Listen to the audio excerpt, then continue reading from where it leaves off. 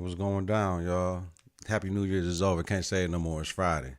I'm Donald Nelson with Supreme Confidence. You're listening to today's episode of the Confidence in the Klutch podcast on the Confidence in the Klutch network. Whether it's the game of basketball or the game of life, you got to have confidence in the clutch. Practice makes confidence. Pressure makes diamonds. Stay sucker free. Keep it a buck. Stay woke or get out. Gold ball or bust. Listen on Apple Podcasts, Google Play Music, YouTube, and at confidenceintheclutch.podbean.com. Subscribe, rate, and review. Hit that bell button to get notifications of new episodes. It's important. Visit us on Facebook, Confidence in the Klutch. Follow us on Twitter and Instagram at K and the K. Coming up for today's show. First show of 2019, y'all. Told y'all big changes coming around the horizon, man. We finna be doing all types of things at Confidence in the Klutch, man. Be checking for us. All right? Coming up for today's shows. First edition of 2019. LeBron the GOAT. James Harden is on a tear. Really, y'all. He jumped everybody in the MVP joint. NFL playoffs are set. You got my first round picks for the wild cards. Best NFL coaching spot. I got a couple. And one of them ain't Green Bay. And a whole lot more, y'all. Like always, we'll be bringing you quality content with strong opinion and facts. The confidence starts right now. 3, 2, 1. Confidence on 3 and the clutch on 6. 1, 2, 3. Confidence 4, 5, 6. in the clutch. Confidence in the clutch. Yeah. Come on, come on, come on, come on, come on, come on. Yeah. Welcome to episode 62 of the Confidence in the Klutch podcast. I'm your host, Donald Nelson. Shout out to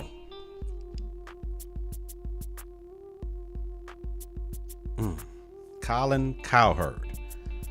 The Herd. Comes on about 11, right after shipping Shannon every day, undisputed. Shout out to my ESPN pods too, I love. Here's the thing. He has guests, but sometimes he just speak his mind and just go in, right? Like it's almost still a radio show, but then he bring his guest in like the TV show. I'm feeling that. So that's why sometimes we got guests in Confidence in the Klutch. Other times y'all get fully me, but you get him and his opinion and how he feeling, yo. You know what I mean? The confidence starts right now. Let's jump in. Like always, we'll be bringing you quality content with strong opinions and facts. LeBron, the GOAT. That's what he on, man. LeBron says winning the 2016 NBA championship made him the greatest player of all time on his ESPN special, More Than an Athlete, with him and his crew, his boys, his best friends.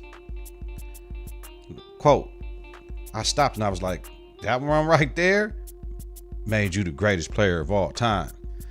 When he talked about the Golden State Warriors beating them 3-1, and according to Stephen A. Smith, the NBA gave them a stimulus package and allowed Draymond Green to get suspended for game 5, and then game 6 they won. Cleveland won game 5, won game 6, and then won game 7. So basically after game 6, LeBron was like, yo, we got him. You know what I mean? You know what I'm saying? That's another thing he was saying in his show. Like, they fucked up mentally and physically. Golden State Warriors fucked up. So he feel like winning that one chip makes him the greatest of all time, based upon Cleveland's historic downfalls of their professional sports teams. So that's his opinion. So, but he's sparking a conversation for us to give us something to talk about. Here's what I got to say. You can call yourself the GOAT all you want to. You should think you're the greatest of all time. I have no problem with it, right? Now I know there's levels to this. He's playing at the highest level of basketball you can.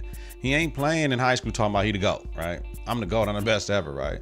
Like me, Confidence in the Klutch. I'm starting out 62 episodes with this one. You know what I mean? Multiple episodes for different podcasts that I try to do the best I can with.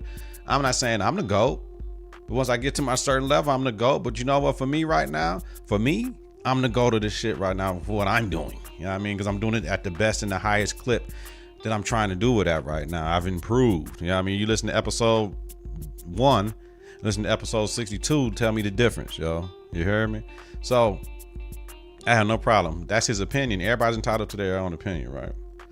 So, but if we do talk about this greatest of all time joint, right? Without the errors, you know what I'm saying? Without the errors, you can't do it, right? Because then are we talking about the rules switch? We can't. How about Bill Russell and Wilt? How dominant they were and how many points they scored and all that with no 3-point. You know what I'm saying? That's the Ring doorbell, y'all. That's how I do, man. Motion detected. One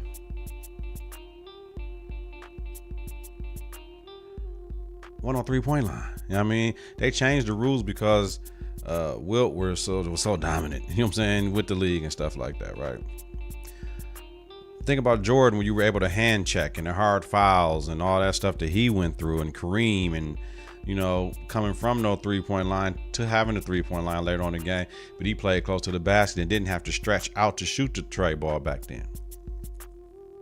Then you think of LeBron, where it's totally off offensive game. The defensive rules is what you get called for flagrant for now compared to Jordan, and then would just be a regular foul or no call at all. So it's hard to say the GOAT given the errors, just like in football. Is it Joe Montana with his 5 rings, no interceptions thrown in the Super Bowl, or is it Tom Brady? Right? There's different eras. I mean, you can play harder nosed defense right there. Montana was the one that spread the ball out, dip and dunk, and go long on you with Rice and them too. Right? So, and it's all opinion. It's something to talk about. That's what I love, these GOAT conversations. It's just something to talk about, right? It ain't the law. So, but if we're talking titles, we got to say Russell, right? If we're talking scoring, because he got 11. We're talking about scoring, we got to say Kareem, because probably won't nobody touch it. LeBron might touch it. You got to average 25 for the next 5-6 years. If we're talking about titles and scoring, then we got to talk about Jordan, right? And then we got to talk about LeBron. That's all I got to say. Jordan, then LeBron. Then we got to talk about that. Mount Rushmore, we already said at Conference in the Clutch. Russell, Magic, Jordan, LeBron. That's my Mount Rushmore. Moving on. Last night, Kawhi and Danny Green returned back to San Antonio. To a mixed reaction. The Spurs played a tribute video to both. I mean, the part everyone wanted to know watching the game was the reaction to Kawhi during the player introductions. Now, what they did do is when Danny Green came through, he got cheers. Kawhi, they booed my man, right? It's bogus. He won a title for y'all. Put San Antonio back on the map. They didn't win a title in a few years. Put them back on the map to make them legit. Finals MVP as well. Subsequently, every time he touched the ball, he got booed as well. Right? After the game, Kawhi was talking. He was like, it's expected. It is what it is. They're going to do what they do. I moved on. It's all good. Popovich said he was disappointed in the crowd because of what Kawhi did. Now, at the end of the game, Kawhi and Pop and the assistant coach, they sat there and talked. They chalked it up. Maybe that was the first time they talked. Maybe not. Maybe they were talking about where they're going to go to get dinner later. I don't know, but maybe it was just that's just how it was. And, it was just an embrace. Like, man, you know what? The bullshit is done. It's over with, man. I love you. You was good for me. But like Pop said in the interview, he's like, man, Kawhi's a grown man. If he wanted to leave, he wanted to leave. He don't have to be here. You know what I'm saying? Now, the thing is, most people say, well, Kawhi should have just played. But if Kawhi felt like his injury was misdiagnosed and undertreated, he had to do what's best for Kawhi. That's what it's always going to be, y'all. Everybody's going to do what's best for them. It's not about the other person. It's about what's best for me. In a breakup, somebody always wants you to stay. Somebody don't want the relationship to break up, right? Period, point blank, yo. So, the Spurs won 125-107. I mean, partly because of the emotions. Some of them felt like Kawhi turned his back on them or whatever, right? So the Spurs jumped out to a 38-19 lead after one, right? DeRozan, who got caught up in the trade, was mad with Toronto for trading him. He gets his first career triple-double versus the team he played his entire career with, 24, 14, and 11. Kawhi had 21 points, 1 rebound, 5 assists, yo. That's it. Now, the game of the night for me, moving on, James Harden is on fire, yo. Houston beat the Golden State Warriors 135-134 in Oakland last night. Harden had 44 points, 10 rebounds, and 15 assists. Clint Capella had 29 and 21. I forget how many. I think what they say. I don't want to misquote this. It was either his second or his fourth 20-20 game in his career, or something like that. I think it was like his fourth. I don't know. I have to check that. Yo, no, there was no Chris Paul, no Eric Gordon. No, that's the catch. So the Warriors put up 134. Houston put up 135 without no Paul or no Gordon or no Melo. Warriors led by as much as 20 though. Warriors led by as much as 20. This shit ain't gonna be no cakewalk. Now the thing is, who's gonna be able to beat Golden State 4 times in 2 weeks? That's the only thing we need to worry about. I was listening to Skip and Shannon today. Man, I believe Golden State, I think Shannon said, they gonna need Boogie a little bit more than everybody thought. He was just coming along for the ride. I agree with Shannon. Harden, 5 straight 40-plus point games. Harden.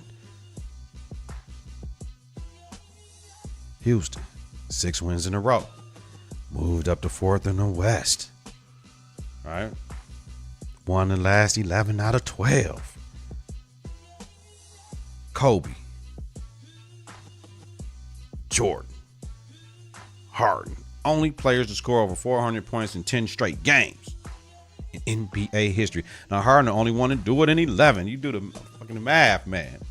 So we're going to talk about right now, moving into the next topic of discussion, because Harden balling so much. Oh yeah, the MVP shit done changed for me. It done changed for me. I'm from Milwaukee, born and raised. But the MVP candidates that I have, man, listen. I'm from Milwaukee, but James Harden done jumped up now. He done jumped up. I believe Giannis still for what the Bucks did. They put a whole bunch of shooters around Giannis. I got Giannis at 1, but I kind of got to tie that with Harden at 1 right now, because Harden is balling out of control right now. Like, he's doing it right now. He's showing he the best ISO player in the league. He's showing he can carry the team in, like they said on Inside the NBA last night. Will he get tired though? That's the catch. Will he get tired? That's the catch. So I got Giannis and Harden at 1, man. We Giannis and Harden at 1. That's what I got. That's the tie. So then I got LeBron after that. Kawhi with what he doing in Toronto. Then I got Steph and Paul George tied for that last in the 5th spot. Right? Or the 4th spot, whatever. However it go. No, that's the 5th spot. Right, so let's go again. Giannis and Harden at 1. LeBron at the 2. Kawhi at the 3. And Steph and Paul George, that you know what I'm saying, they tied. So that's how I got it, man. You can have a case for any one of them. When Steph went out, that's when Golden State started unraveling. That's when Draymond called KD the bitch. That's when all the stuff was going on. You know what I mean? They needed Steph. Paul George, he the man in OKC now, right? Russell taking the backseat a little bit, not all the way, but Paul George is playing the best basketball of his career. I watched that game against the Lakers. I know it was the Lakers, but you know what I mean, without Brown, but he was balling. He looked like, I ain't never seen Paul George look like that. Paul George looked cold now. You know what I mean? When Paul George was coming up, he was with Danny Granger and them, so it was hard to see where he was. Paul George looked cold now, y'all. I'm just telling you, he looked cold. Kawhi, what he doing in Toronto, being traded. They teetering back and forth with the Bucks. You know what I'm saying? Who got the best record in the league.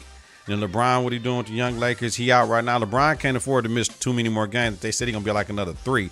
That's going to be a total of 7 with that groin. He got to get it right because he can't afford to get out anymore. Then we talked about Harden and what Giannis doing, yo.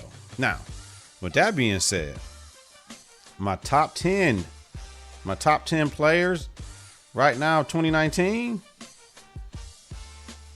I got number 1. We got LeBron. Number 2, Durant. Number 3, Anthony Davis. Number 4, James Harden. Number 5, Giannis Antetokounmpo. Number 6, James Harden. No, wait a minute. No, hell no.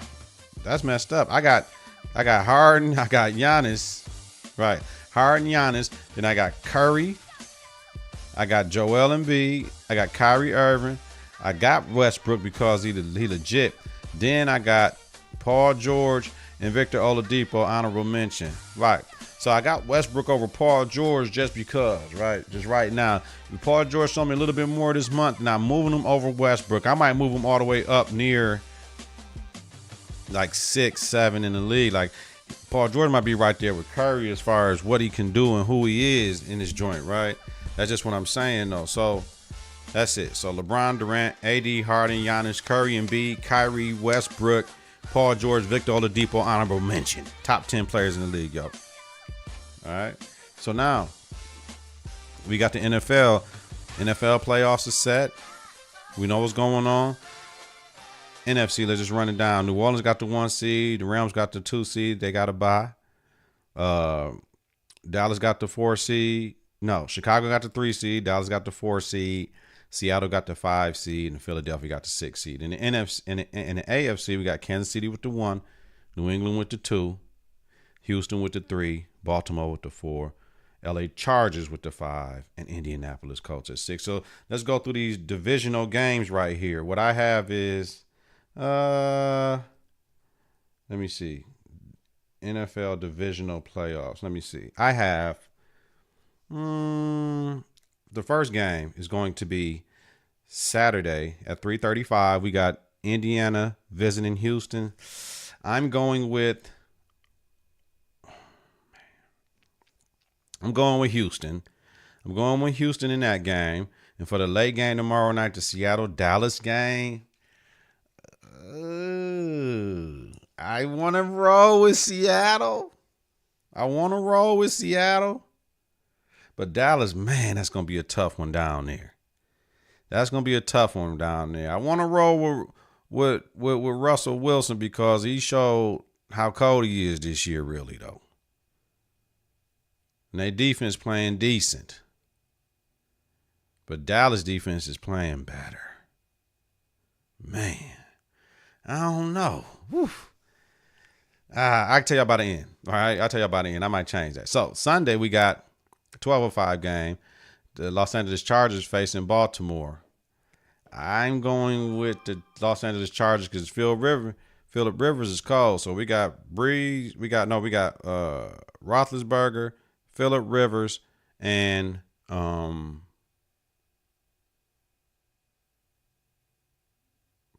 the other third quarterback that came out with them, man? Roethlisberger, Philip Rivers, and Eli Manning, yeah. So right now it might be up in the air who you might say is better than all that. So, man, I'm going with the Chargers though. I'm going with the Chargers. Let me see. Now for the late game on Sunday, the Philadelphia at Chicago, I'm going with the Bears. The Bears defense is legit. They top bottom legit. Trubisky do what he do. He run a little bit too. They got the running back. They got everything. Chicago is legit though. They just got to win though. So recap. Tomorrow, I got Houston beating Indiana. This Dallas-Seattle game, man. I just really hope for a good game. I can see either team winning it though, but I want Wilson to win that game. No, I'm sorry. So I want them to win. I got the Chargers beating Baltimore, and I have Chicago beating Philly, y'all. Sticking with the NFL.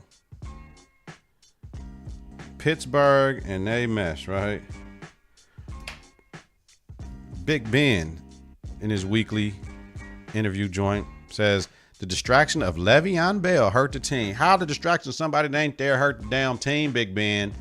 Big Ben deflected, didn't call you, say I didn't mean that shit. Come on, Big Ben. Y'all talking about Le'Veon wanting his money and all that shit. What about when you wanted your money? How's that a distraction? Y'all caused more than a distraction.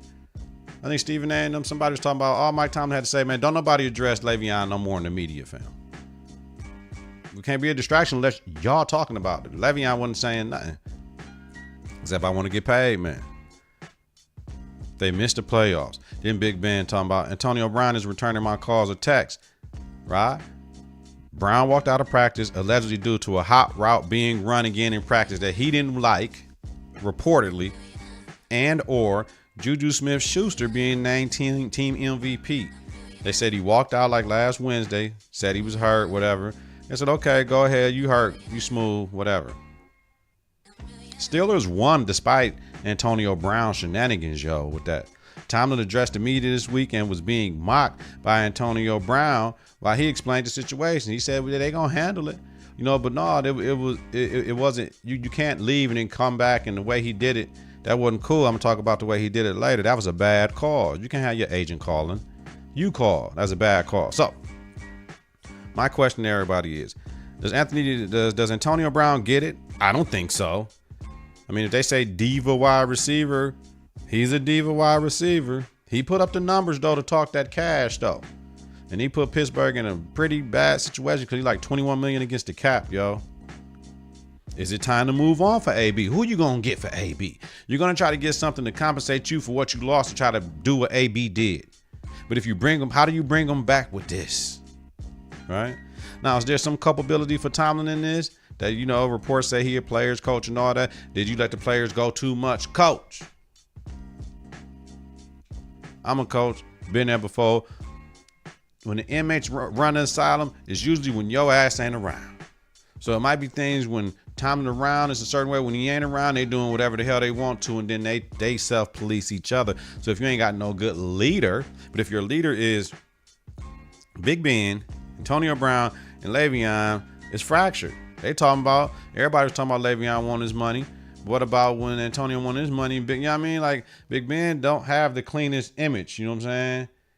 When he was doing some garbage back in the day. So, man, the pot can't call the kettle black on this one. So I don't know how they're gonna bring Antonio Bryant back, but we know they need him, right? We know that.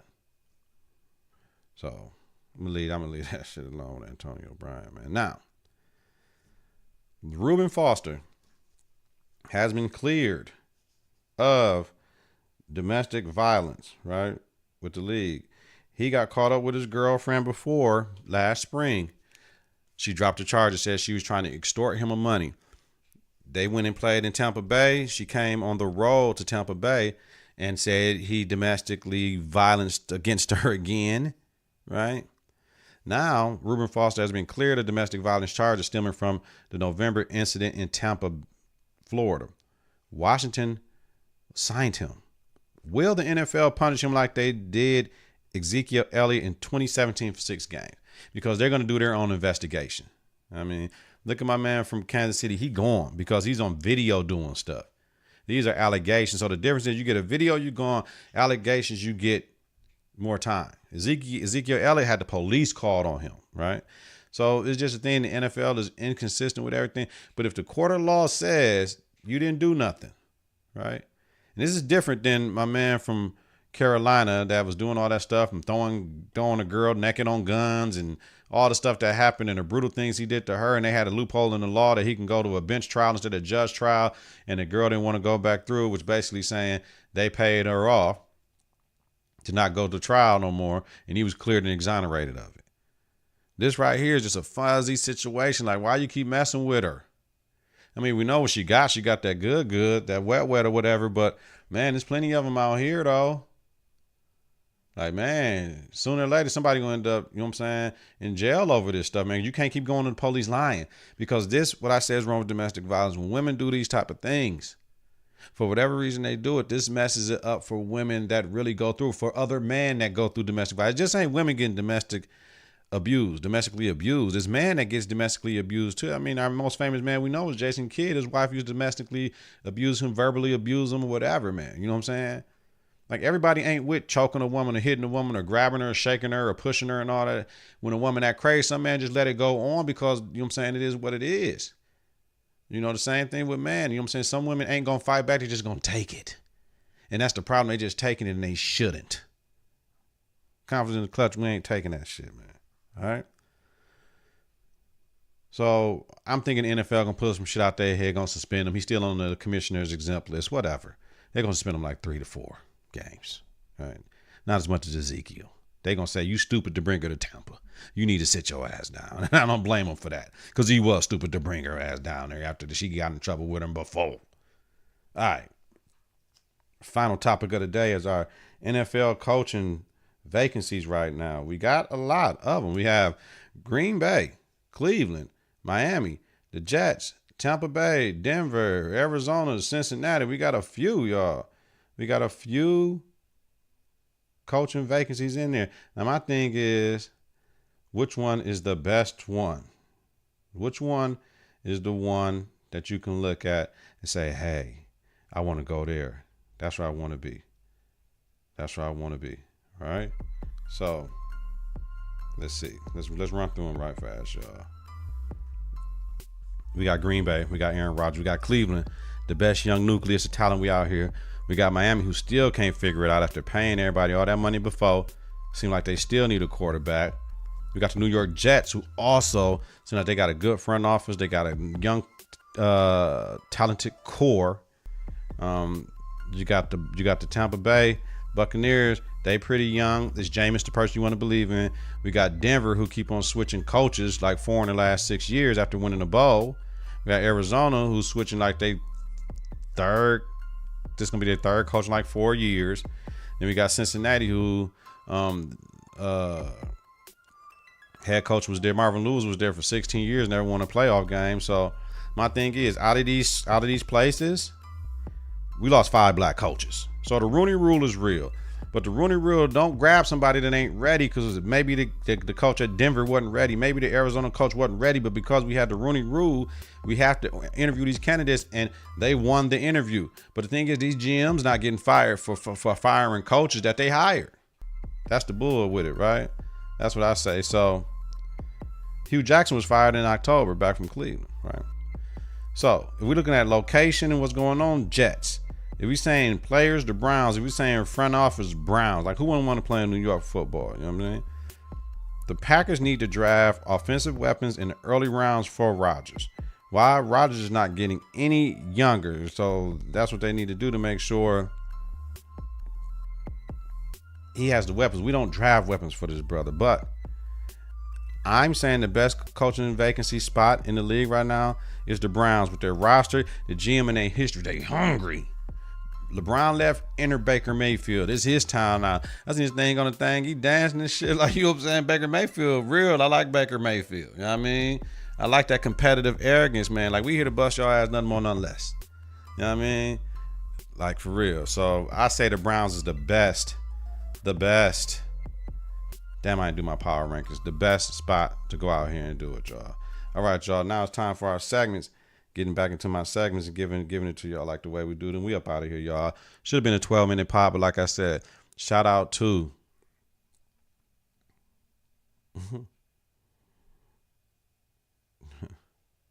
Colin Cowherd.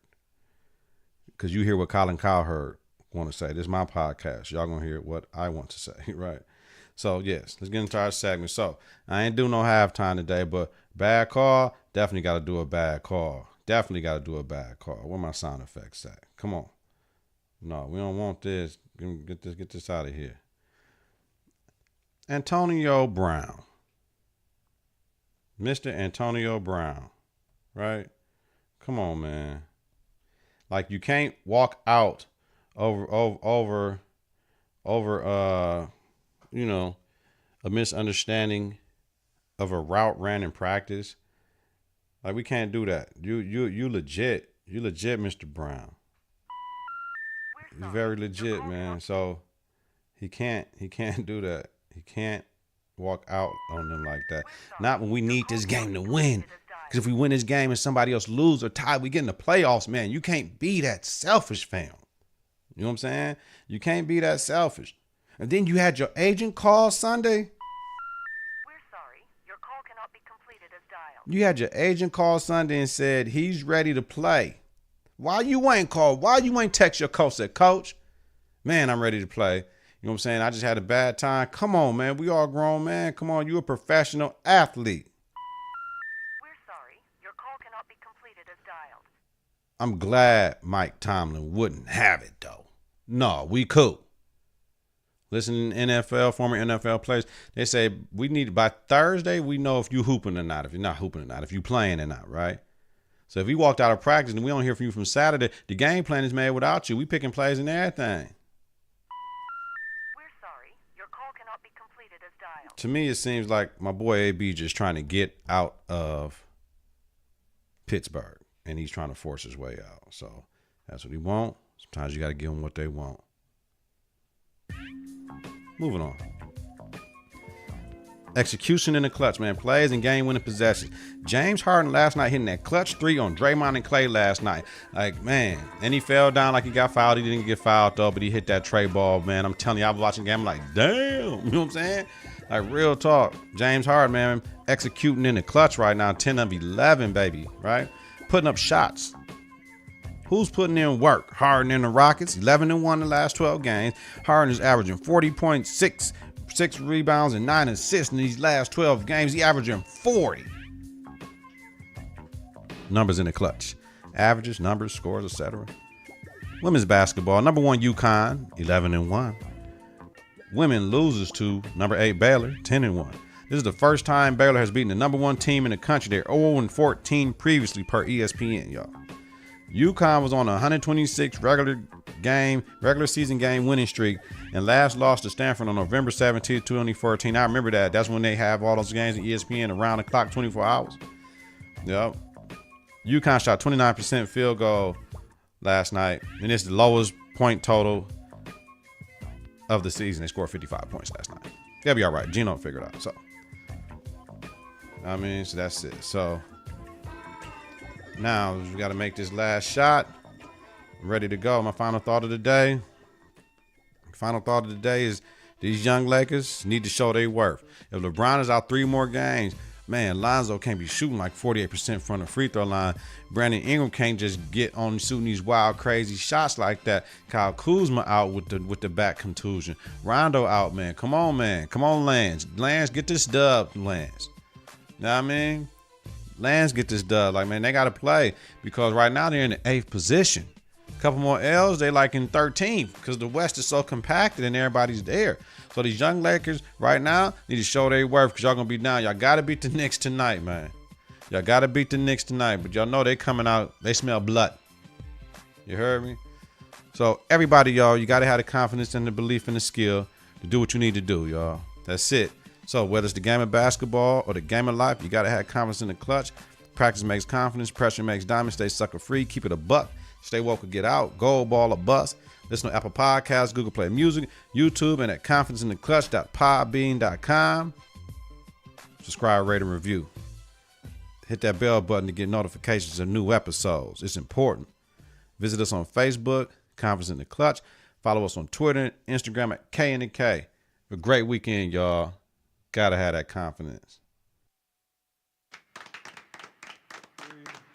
3, 2, 1. Confidence on 3, in the clutch on 6. 1, 2, 3. Confidence. 4, 5, 6. In the clutch. Confidence in the clutch.